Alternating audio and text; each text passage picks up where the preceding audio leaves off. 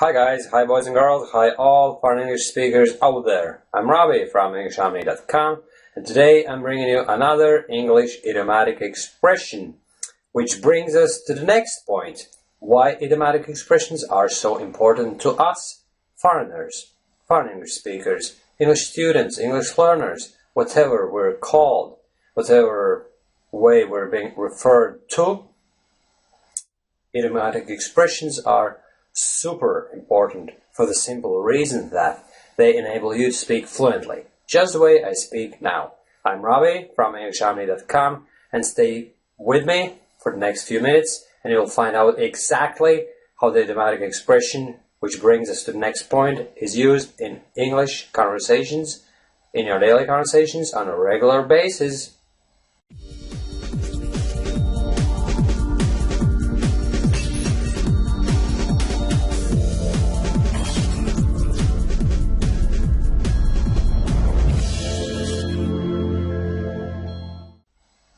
Hi guys, and welcome back.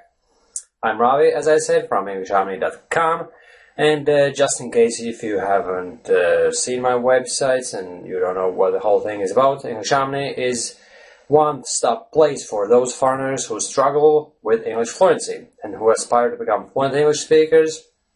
And as you can hear now, I'm speaking absolutely fluently. Some of you might disagree, which brings us to the next point. What is fluency? How do you define fluency? And by the way, this was a typical example of how to use this phrase, which brings us to the next point. This is an ideal way of making the transition from one point to another. Say, for instance, you started making your point by bringing up an example, and then over the course of that conversation, it leads to a completely different point. Maybe you just happen to have a realization while you have a conversation with that person, or maybe it was intentional, maybe you wanted to make a few points and then naturally lead from one to another. It doesn't really matter which way you go about the whole thing, you know. The most important thing is that you can link your points together with a phrase which brings us to the next point. Which brings us to, what was it? No, seriously. I'm often forgetting the phrase. Sorry, guys.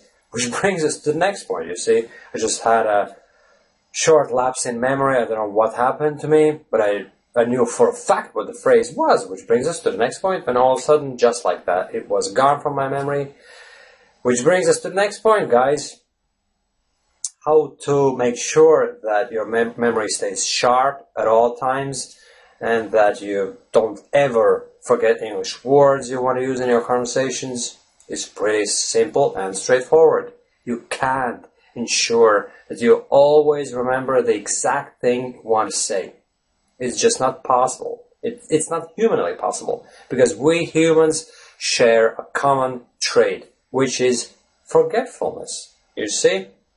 It all depends on what you've been doing on that particular day, how tired you are, what's been your nutritional intake, and how well your brain is nourished. As we all know, your brain needs oxygen and other nutrients to fire on all cylinders, so to speak. It's figurative speech, meaning working at a full capacity, right?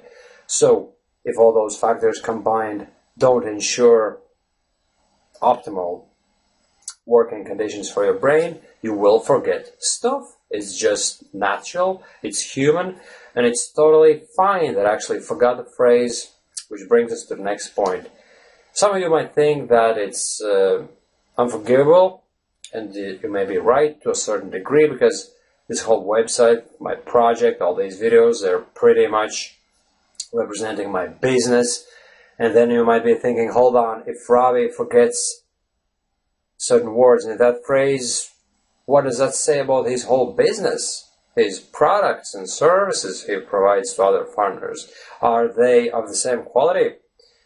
Don't be fretting over that, my friends. I can assure you, all those things have been taken care of.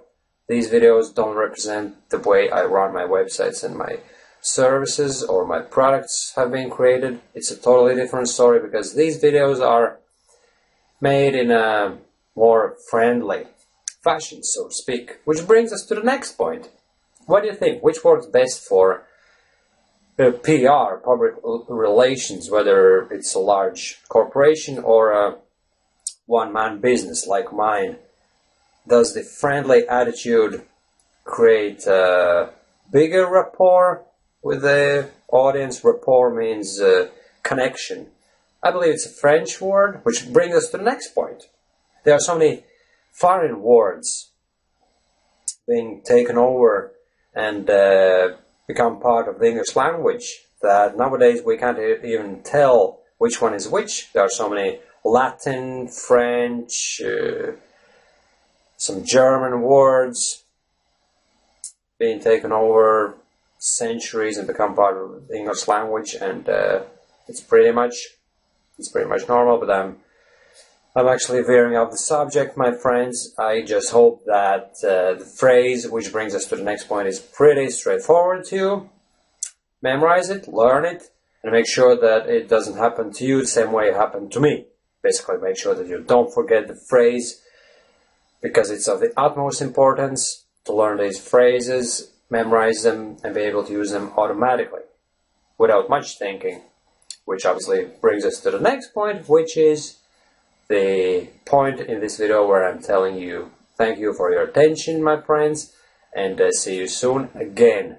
And have a good night's sleep, my friends, so that your brain fires on all cylinders tomorrow morning. Bye-bye.